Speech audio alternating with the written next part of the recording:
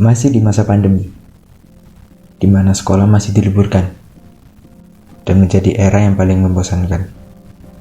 Setiap hari bosan, dan sangat bosan. Tetapi di sini, saya tidak berbicara tentang pandemi, tetapi kegiatan saya ketika masa-masa pandemi. Saya Baskara, dari kelas D6, pemuda yang sangat bosan dan membosankan. Dikala bosan, memilih kegiatan yang seru untuk dilakukan untuk menghibur diri memang sangat diperlukan. Mengambil contoh dari kegiatan saya sendiri, yaitu bermain game. Mengapa kegiatan ini sangat sering saya lakukan? Menurut saya, game sebagai pengusir rasa jenuh, rasa capek saat setelah mengerjakan tugas daring yang begitu menumpuk, dan juga pengusir kebosanan ketika di rumah saja. Terlepas dari itu semua, masih banyak orang yang menganggap game sebagai hal yang tidak berguna dan juga menghabiskan waktu.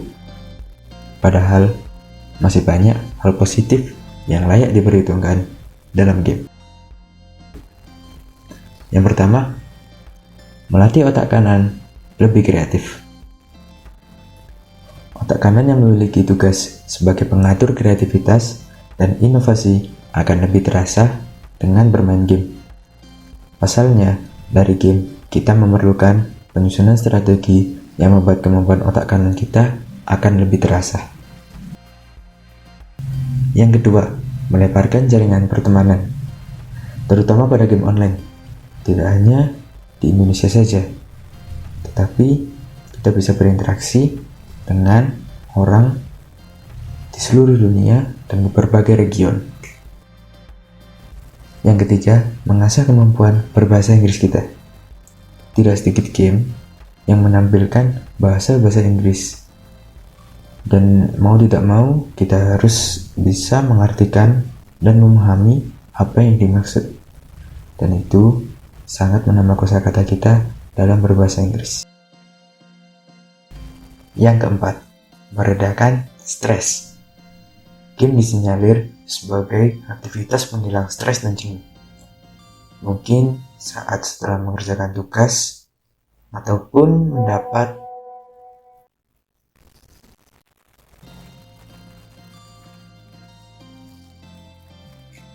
notifikasi chat seperti tadi, pasti stres.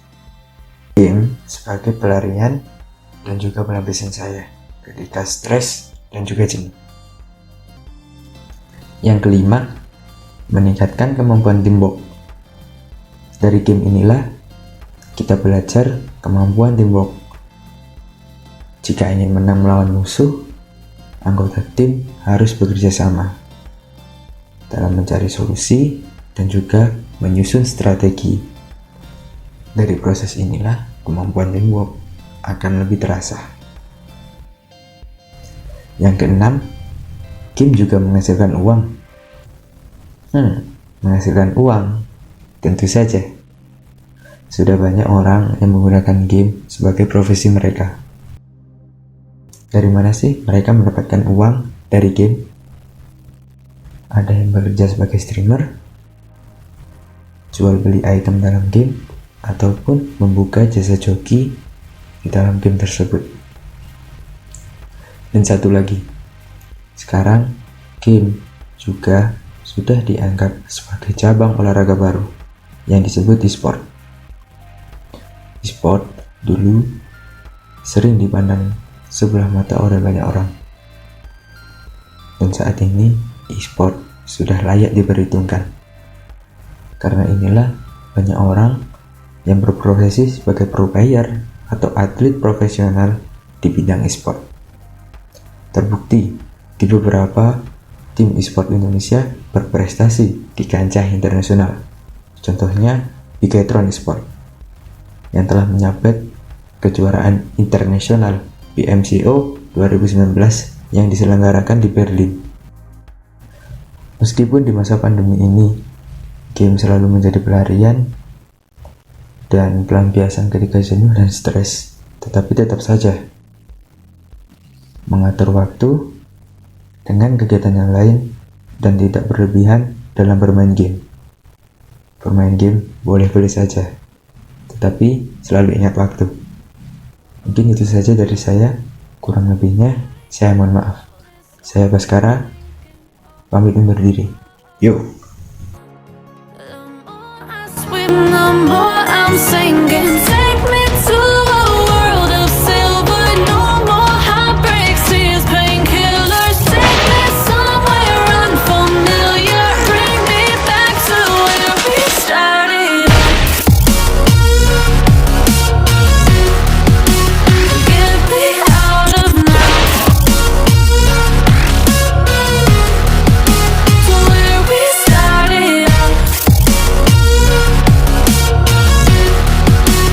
Get me out of now.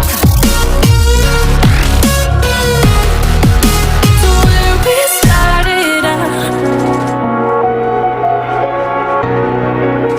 La la la la la. Oh.